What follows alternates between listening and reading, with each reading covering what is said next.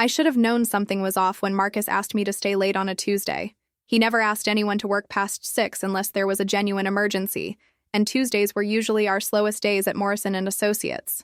I was putting the finishing touches on the Hendricks campaign proposal when he knocked on my cubicle partition. "Nick, could you come into my office for a quick chat?" His voice carried that forced, casual tone that managers use when they're about to deliver bad news.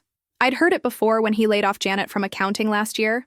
The Chicago skyline stretched endlessly outside his corner office window, the late afternoon sun casting long shadows across the city.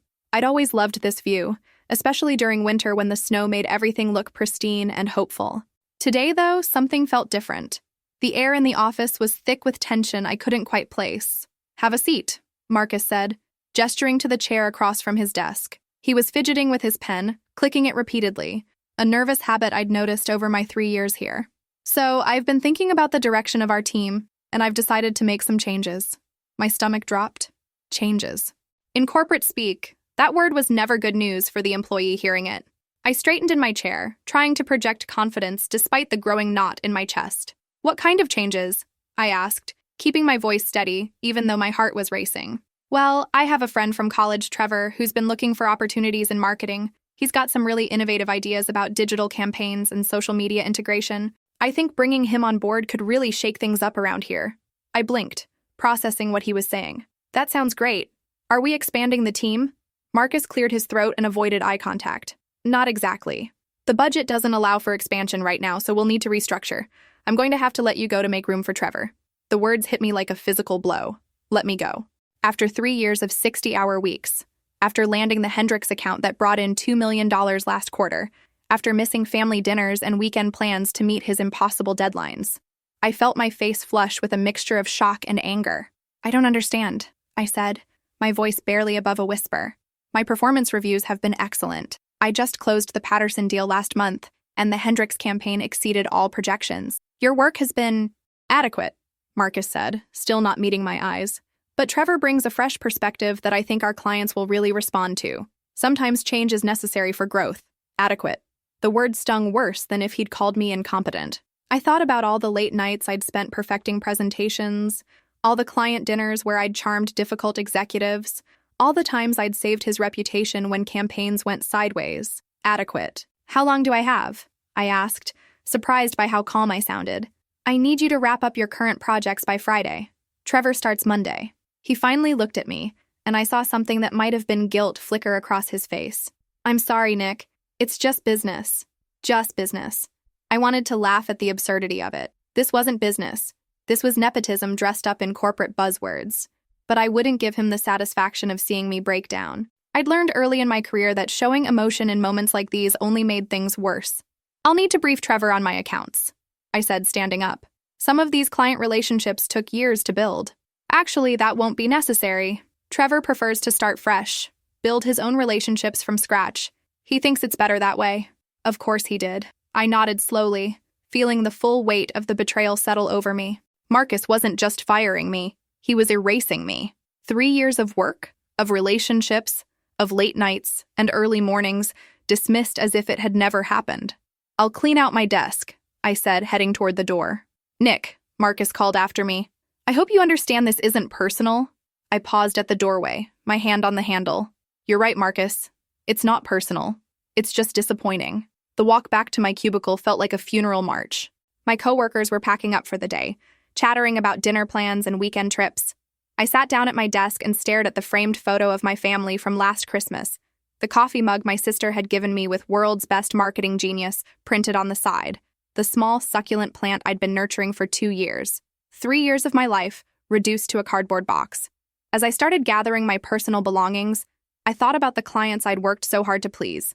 Mrs. Chen from the boutique hotel chain, who always asked specifically for me when she called. David Martinez from the restaurant group, who'd become almost like a mentor. The team at Hendricks Industries, who'd trusted me with their biggest product launch ever. They had no idea what was coming.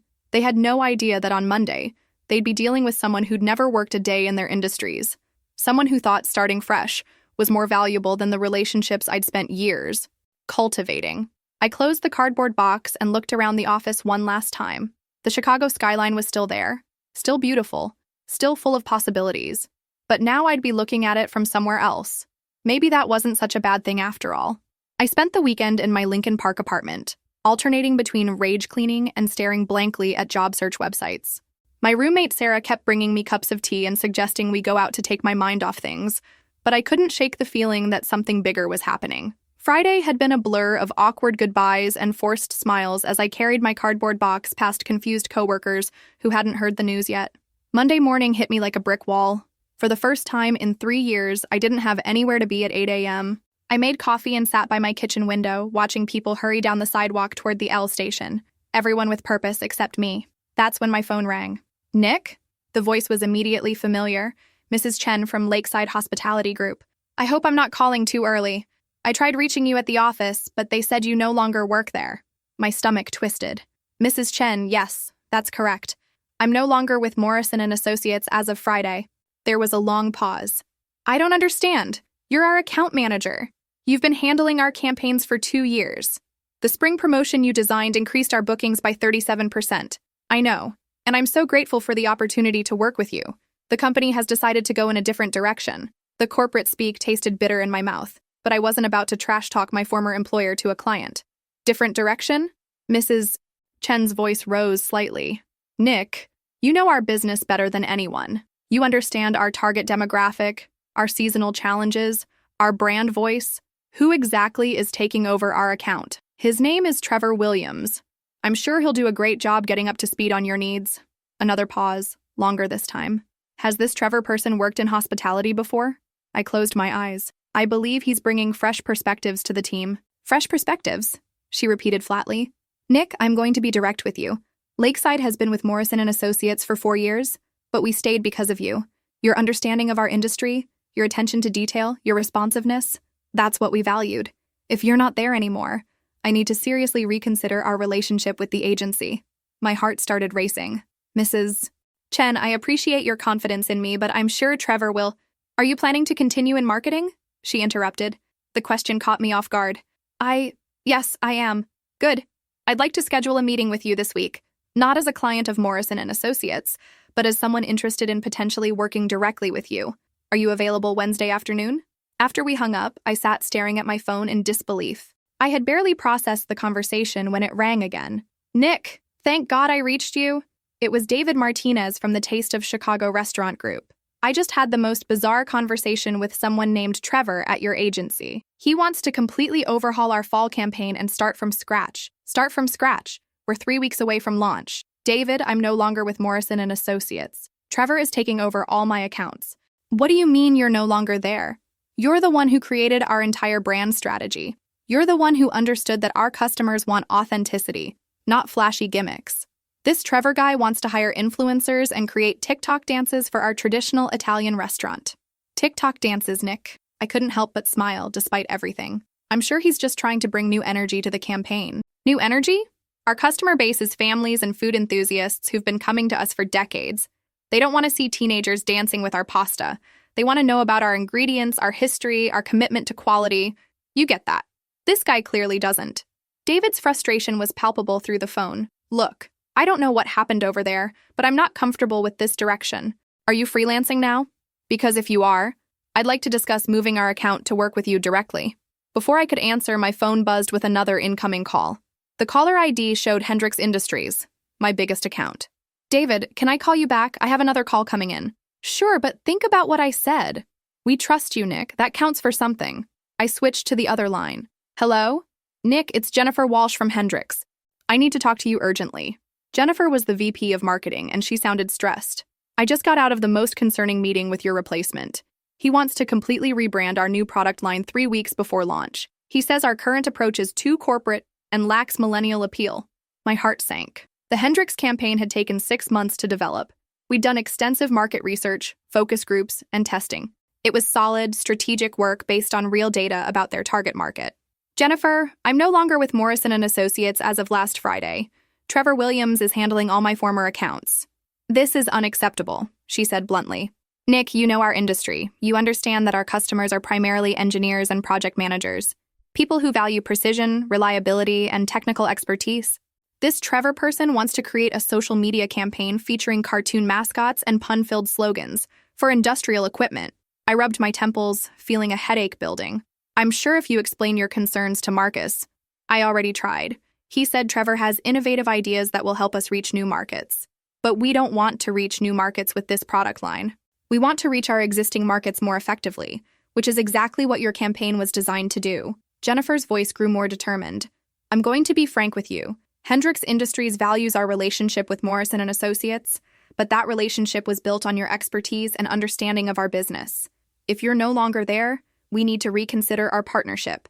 Are you available for freelance work? By the time I hung up, my hands were shaking. 3 major clients in one morning, all expressing the same concerns, all asking about working with me directly. I had never imagined this scenario when Marcus fired me on Tuesday.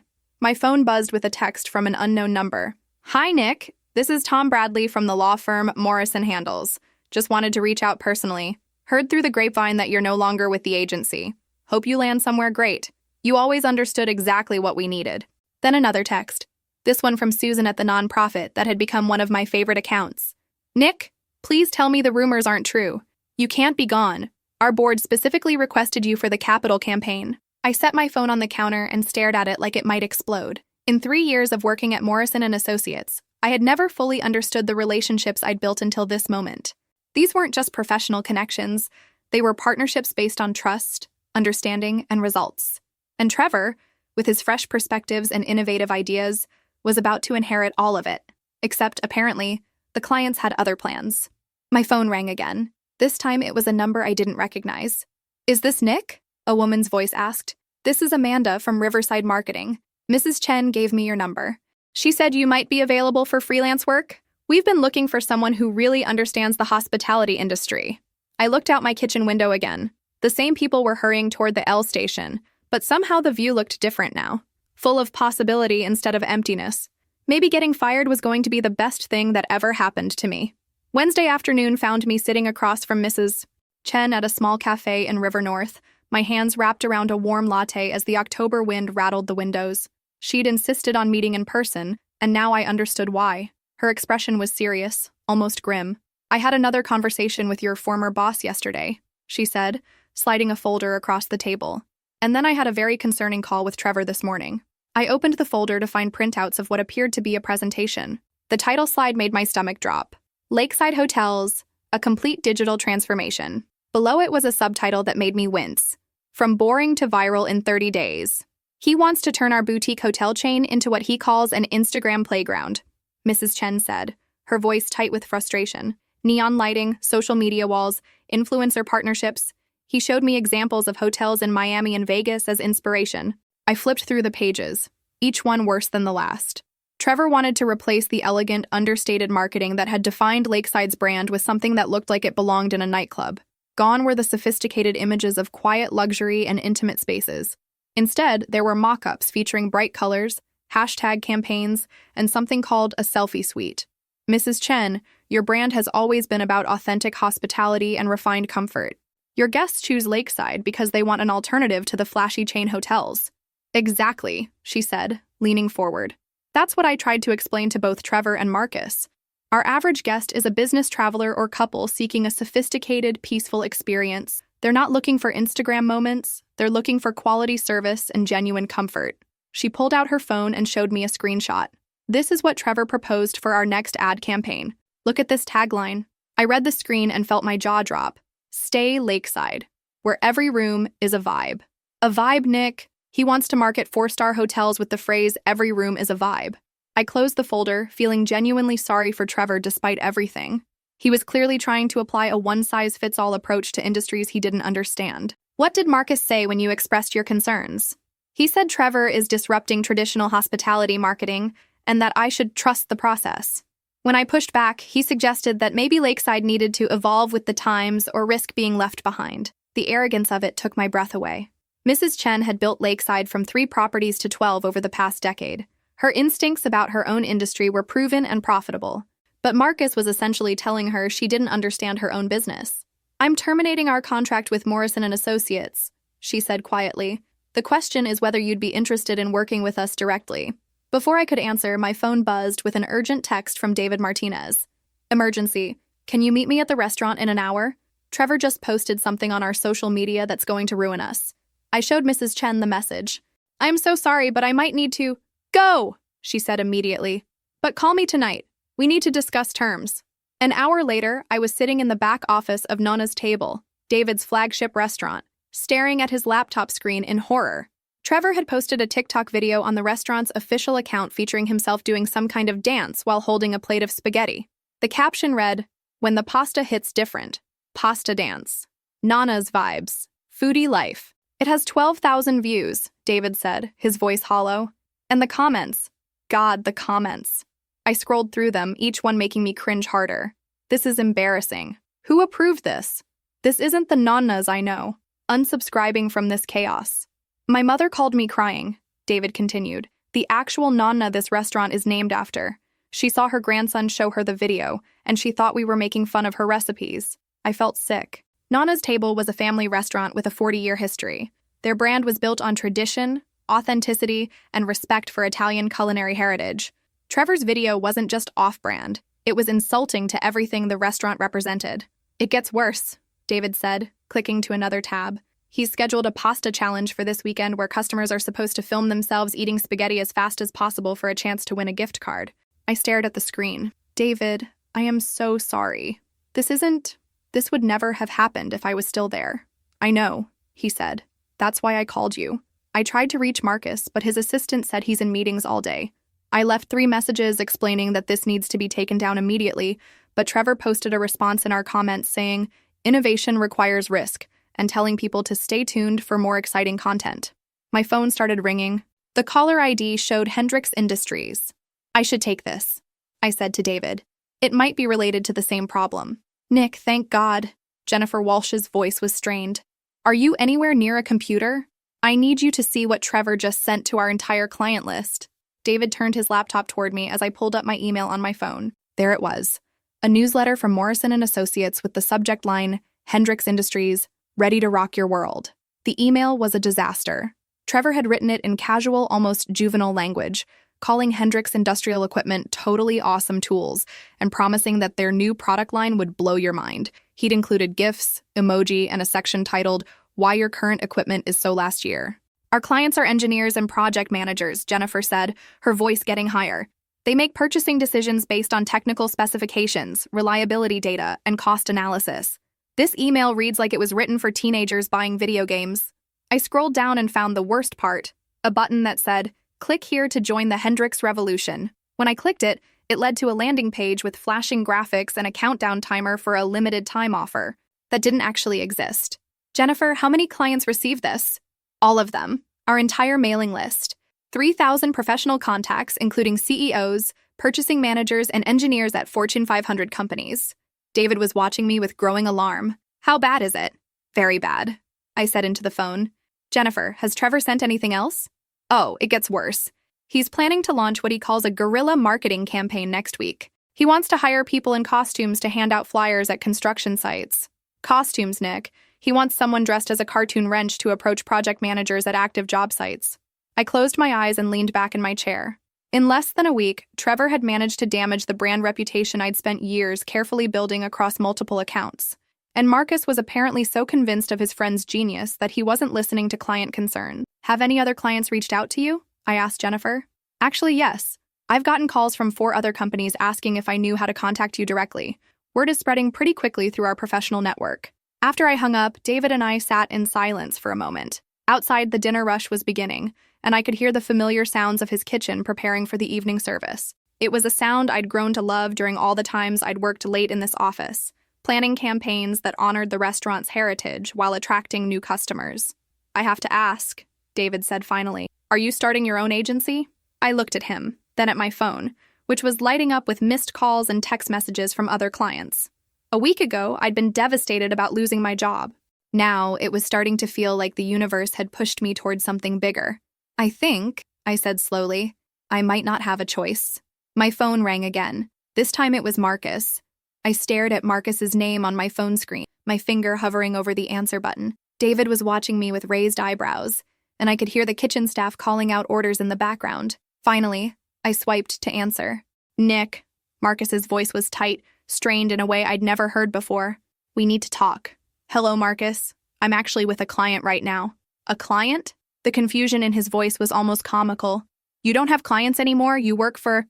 He stopped himself. Right. Look, I need you to come in. There's been a misunderstanding.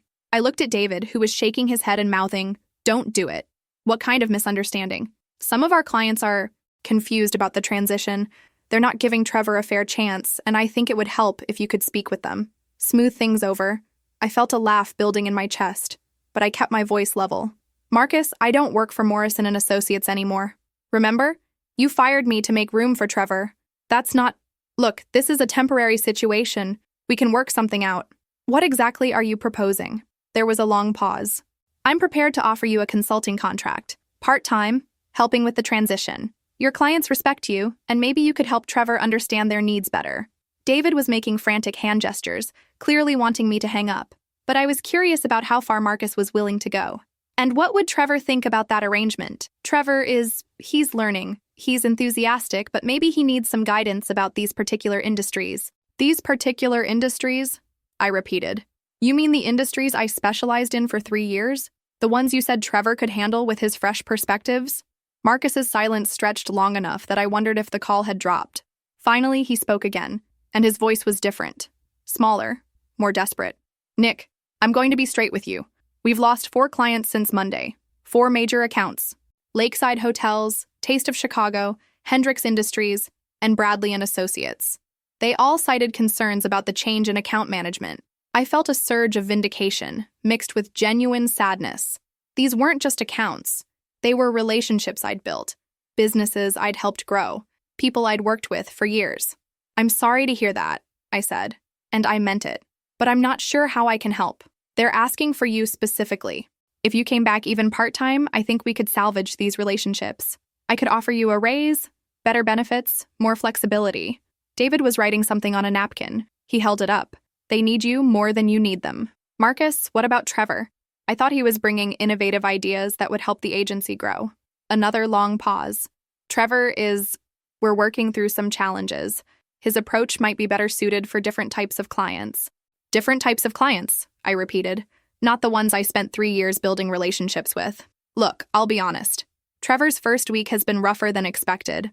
Some of his ideas are maybe a little too forward-thinking for our current client base. I almost felt sorry for him. Almost. What does Trevor think about your offer to bring me back? He doesn't know I'm calling you. That stopped me cold. He doesn't know? I wanted to see if you'd be interested before I discussed it with him. This is about what's best for the agency. I looked at David, who was staring at me with a mixture of disbelief and amusement. Marcus was essentially asking me to help clean up Trevor's mess without even telling Trevor he was making the call. I need to think about it, I said finally. Think quickly, Marcus said, his voice getting more desperate. Hendricks is meeting with their legal team tomorrow to discuss terminating their contract. That's a $2 million account, Nick. After I hung up, David and I sat in silence for a moment. The evening rush was building, and the restaurant was filling with the familiar sounds of a busy dinner service. So, David said finally, your old boss wants you to come back and fix his friend's mistakes. Apparently. Without telling the friend. Apparently. After firing you to make room for said friend. That's about the size of it. David leaned back in his chair.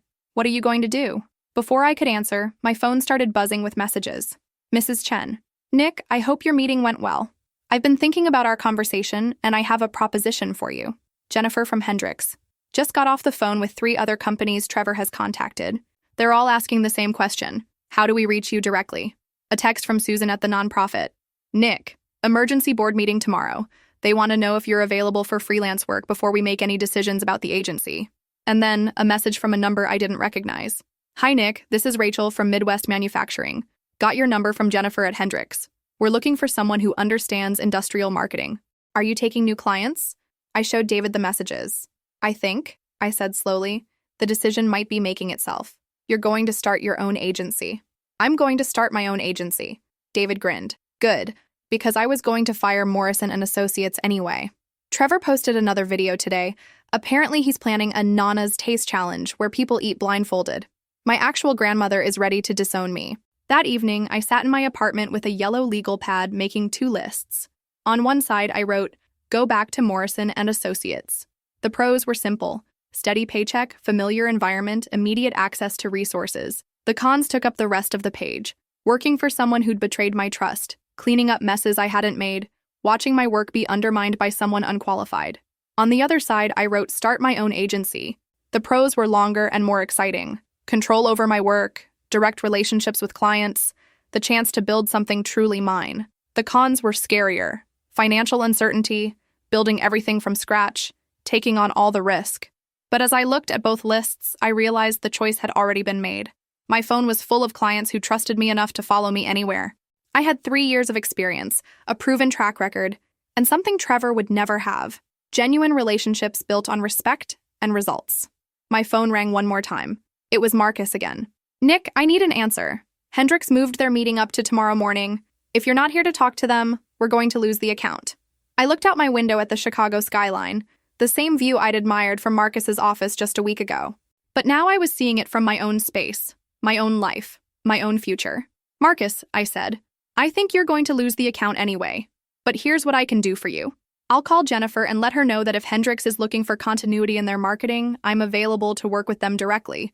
Same for Mrs. Chen, David, and any other clients who might be concerned about the transition." The silence on the other end was deafening. "You're starting your own agency," he said finally. "I'm starting my own agency. Nick, you can't just steal our clients." "I'm not stealing anyone, Marcus. I'm letting them know where they can find me if they're not happy with the service they're receiving. What they do with that information is up to them." When I hung up, I felt lighter than I had in years. Tomorrow, I'd start making calls. Tonight, I was going to design a logo for Nick Sterling Marketing. 3 months later, I was sitting in my new office in a converted loft space in West Loop, watching the morning rush through floor-to-ceiling windows. The space wasn't huge, but it was mine. Clean white walls, exposed brick, and enough room for the small team I was slowly building. Most importantly, it felt nothing like Morrison and Associates. My assistant Emma knocked on my office door. "Nick, Mrs. Chen is here for the quarterly review, and David Martinez called to confirm lunch at 1. Also, Marcus from Morrison and Associates called again." I looked up from the Hendricks campaign materials I'd been reviewing. What did Marcus want this time? Same thing as always. He wants to schedule a meeting to discuss potential collaboration opportunities. Emma made air quotes, clearly unimpressed. "Should I keep telling him you're unavailable?" "Actually," I said, surprising myself, "tell him I can give him 15 minutes at 4 o'clock. Here, in my office." Emma raised her eyebrows but nodded. After she left, I turned back to my work, but my mind wandered to how dramatically everything had changed. Within 2 weeks of starting Nick Sterling Marketing, I'd signed 5 major clients. Mrs. Chen had been first, of course, bringing all 12 lakeside properties with her. David followed immediately, along with 2 other restaurants in his group. Hendricks Industries had taken exactly 1 meeting to decide they wanted to work with me exclusively. The nonprofit had thrown a small celebration when I agreed to handle their capital campaign, but it wasn't just my former clients. Word had spread quickly through Chicago's business community. By the end of my first month, I had inquiries from companies that had never worked with Morrison and Associates, people who'd heard about my work through professional networks. The law firm that had texted me that first Monday had become a client. So had the manufacturing company that Jennifer had referred. The growth had been almost overwhelming, but in the best possible way. Mrs. Chen arrived precisely at 9, as always, carrying her leather portfolio and wearing the kind of confident smile I'd grown to associate with our partnership. "Nick, the October numbers are extraordinary," she said, settling into the chair across from my desk. "Occupancy is up 18% compared to last year, and customer satisfaction scores are the highest we've ever recorded." I smiled, pulling up the campaign analytics on my computer. The Lakeside Moments campaign really resonated. Focusing on authentic experiences rather than flashy attractions was definitely the right call. "It was brilliant," she said, "and so different from what Trevor proposed." Speaking of which, I heard some interesting news yesterday. I looked up. Oh, Morrison and Associates lost 3 more accounts this week. Apparently, Trevor's innovative approach hasn't been working out for anyone. I felt a mix of vindication and genuine sadness. I'd never wanted the agency to fail. I'd just wanted to succeed on my own terms. At lunch, David was even more direct. "You know, Morrison and Associates tried to poach our sous chef last month?" he said over pasta at a quiet Italian place downtown. "Offered him double his salary to come work for them and help develop what they called authentic food content. Did he take it? Are you kidding? After everything that happened with Trevor?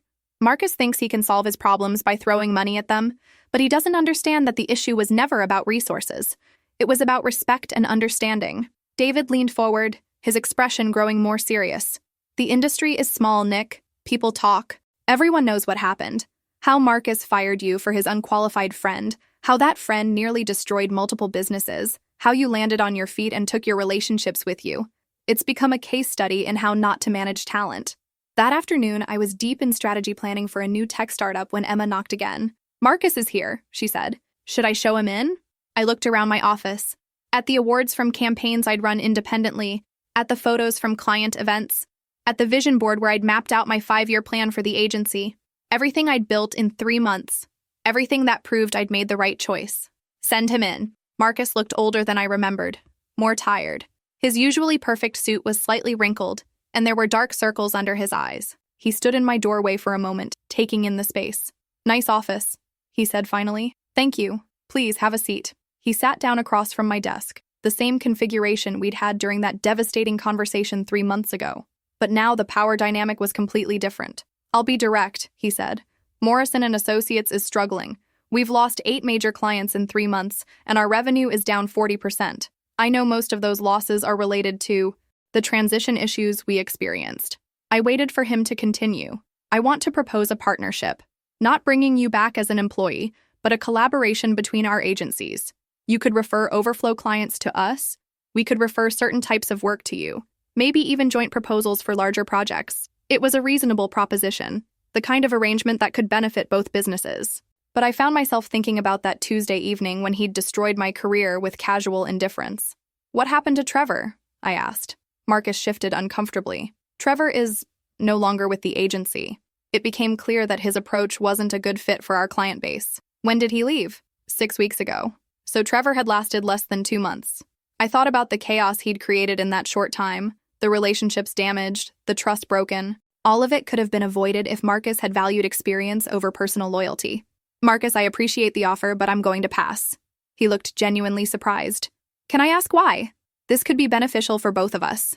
I leaned back in my chair, choosing my words carefully. 3 months ago, you told me my work was adequate.